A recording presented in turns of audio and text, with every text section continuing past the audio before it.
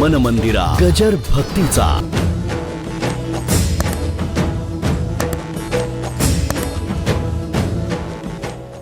नाव सोनूबाई, नाव सोनू, कशाचं नाव सोनू? काय पुष्कळ नाव आहेत, मी काही त्याची चिरफाड करत नाही. तर करायचं म्हटलं तर पुष्कळ आहे. नाव सुरेखा कधी सरळ चालली नाही बाई. बोलताना वाकडी, काम करताना वाकडी, सरळ अशी अशी अशी. नाव सुरेखा. इथे कोणी नाही ना? नाहीतर येऊन मला लगेच म्हणेल माझं नाव कसं घेतलं. अगं बाई, मला काही माहिती नाही. रागू नकोस, आपलं माझ्याशी तरी निदान सुरेखा हो. कसं आपलं इथून बाहेर पडलं गेटच्या की तुझं तू बघून घे. नावं माणसं फार चांगली ठेवतात, पण तसं असतं तसं नव्हे. मला गंमत आठवली, जरा टाईम तर झालेलाच आहे. माझा नागपूरच्या जेलमध्ये कार्यक्रम झाले. नावावरून सांगतो, अक्रूर नाव आलं म्हणून सांगतो.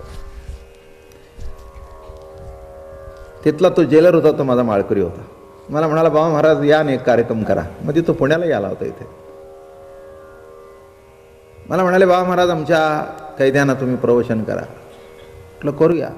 पण म्हणाले, जे कैदी 1000 आहेत, ते 1000 कैद्यामध्ये कोण 2 खून केलेले आहेत, कोणी 3 आहेत, कोणी 7 आहेत.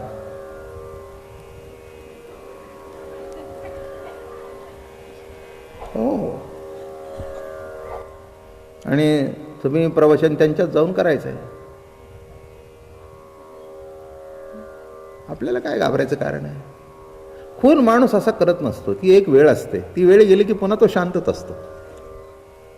ही सायकॉलॉजी आहे, ह्युमन नेचर आहे बरं का. ही ह्युमन नेचर आहे. मग गेलो आम्ही, गेलो, बसलो, आणि काय सांगू तुम्हाला, मी एक 7 खून केलेला असा टनाटना उड्या मारत आला. असं जवळजवळ 1000 पोलीस बाजूने होते आणि ते 1000 मध्ये, आणि आम्ही बसलेले. आमच्या पुढे फक्त ज्ञानेश्वरी होती आमची. आमच्या घरातली माणसंही सगळी बसली. उड्या मारून आला, आणि काय तुम्हाला सांगू, सगळेच घाबरले की. कारण का, त्याची प्रक्रिया निराळी होती. आला ना, माझे पाय धरून हंबरडा फोडून रडू लागला. म्हणजे बाबा महाराज, मी तुम्हाला टीव्हीवर बघितलंय बाबा महाराज. आणि त्यांनी काव्य करून दिलं. माझ्याकडे ती पत्र आहेत त्यांची. त्यानंतर 15-20 पत्र आली मला, आणि रडला. बरं झालं म्हणे, कसं का होईना इथे तुमचं दर्शन झालं आम्हाला तुरुंगात. आणि मग झालं आमचं प्रवचन सुरू. मला कळेल ना, ना काय सांगू मी, काय सांगू या ना. आणि बघा, एक देवाची कृपा आहे माझ्यावर. जिथे तिथे तसं तसं सुचतं. मी म्हटलं, इथे सगळे सज्जन सज्जन आहेत. कारण इथे जन्माला आलेला कुणी खुणी म्हणून जन्माला आला नाही. जन्माला आला तो सज्जन. पण म्हटलं, तुम्हाला परिस्थितीने खुणी केलं. बरोबर आहे ना? अगदी बरोबर, अगदी बरोबर म्हणे महाराज. आणि काही काही वेळेला भावनेच्या आहारी तुम्ही इतके वाहत गेला की त्यावेळेला चुकून तुमच्या हातून तसं घडलं. अगदी बरोबर म्हणे. मग म्हटलं, इथे ज्ञानेश्वर किती आहेत? हात वर करा रे. महाराष्ट्रीयन समाज होता आणि सगळे तेच कैदी होते. 4-5 हात वर झाले की ज्ञानेश्वर. अरे म्हटलं, इथे तुकाराम कोणी असेलच. हो हो, ते 4-5 हात झाले. मग म्हटलं, नामदेव असायलाच पाहिजे. ते हात वर झाले. अशी संतांची नावं घेतली. आणि मग म्हटलं, अरे बाबा ज्ञानेश्वर, अरे बाबा तुकाराम, ज्या वेळेला पाळण्यातून आईने तुला मांडीवर घेतलं आणि तुझं नाव ज्ञानेश्वर ठेवलं, तेव्हा तिची काय संकल्पना असेल तुझ्याबद्दल? ज्ञानेश्वर नाव ठेवलं तेव्हा तुझ्या आईला काय वाटलं असेल की माझा मुलगा ज्ञानेश्वराच्या मार्गाने वाटचाल करावी. आणि आज त्या आईला जर माहिती असेल की माझा ज्ञानेश्वर तुरुंगात आहे, तर त्या आईला काय वाटत असेल? काय सांगू तुम्हाला, सगळे धाय धाय रडू लागले तिथे. खरंय म्हणे महाराज, खरंय म्हणे, माझ्या आईने माझं नाव तुकाराम ठेवलं, पण आज माझ्या हातून खून घटला. रडू लागले ते. जाऊ द्या म्हटलं, पश्चातापा इतकं दुसरं प्रायश्चित्त मोठं नाही. अनुताप तीर्थी नहाला नहा मजा आता आला. मला सांगा म्हटलं, ज्ञानेश्वरासारखं वागणं आहे? जाऊ द्या, एवढं मोठं नाही, पण त्याच्या मार्गाने वाटचाल करणं एवढं तरी तुमचं नाव सार्थ करा. म्हणून आई वडिलांनी आपली नावं चांगली ठेवलेली असतात, त्या नावाचं इमान राखावं. आपण ज्ञानोबा तुकोबाचं नाव सांगतो, आपल्याला ज्ञानेश्वर महाराज व्हायचं नाही, आपल्याला तुकाराम महाराज व्हायचं नाही, पण त्यांनी जो मार्ग दाखवला त्या मार्गाने वाटचाल करणं एवढंच आपल्या हातात आहे, नाही का? मन कसं असावं लागतं? भगवंताच्या गळ्याला विळखा घालण्याकरता, त्याच्या छातीवर रुळण्याकरता सुमन असावं लागतं.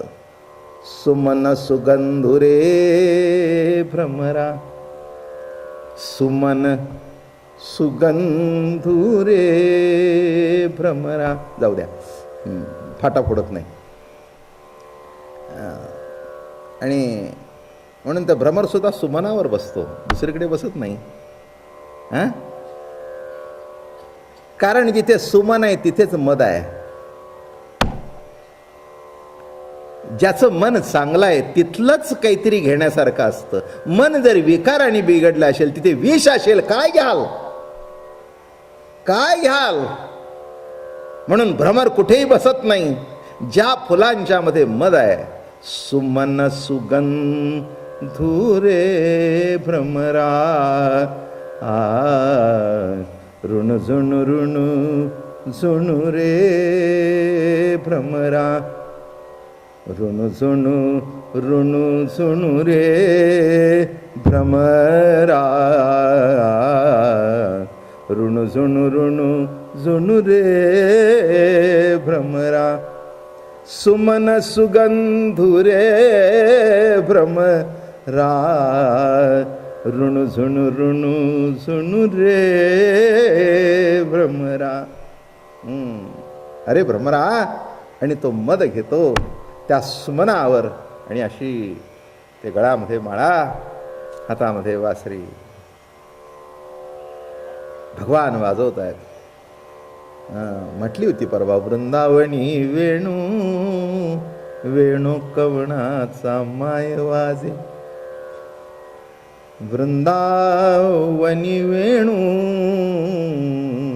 वेणू कवणाचा माय वाजे, वेणू नादे गोवर्धनु गाजे, वृंदावनी वेणू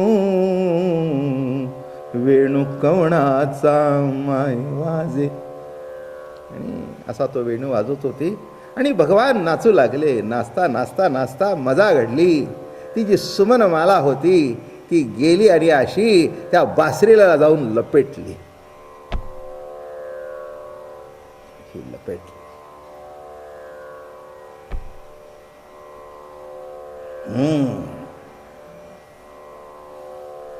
अधर सुधा रस पान करणारी बासरी.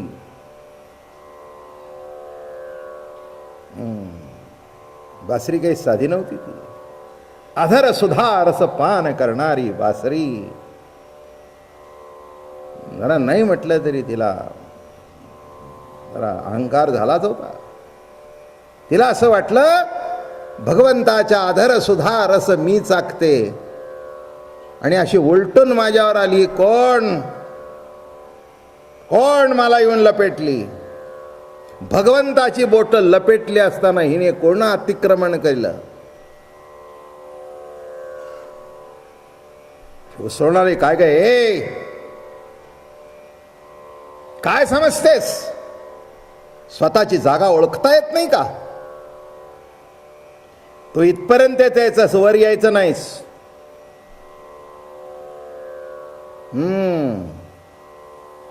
वर यायचं नाहीस, तुझी जागा इथे नाही आहे, इथेच आहे, बस संपलं, खलास. कशा करता वर आलीस? माजलीस काय? स्वतःची जागा स्वतःला माहिती नाही काय? अरे बापरे.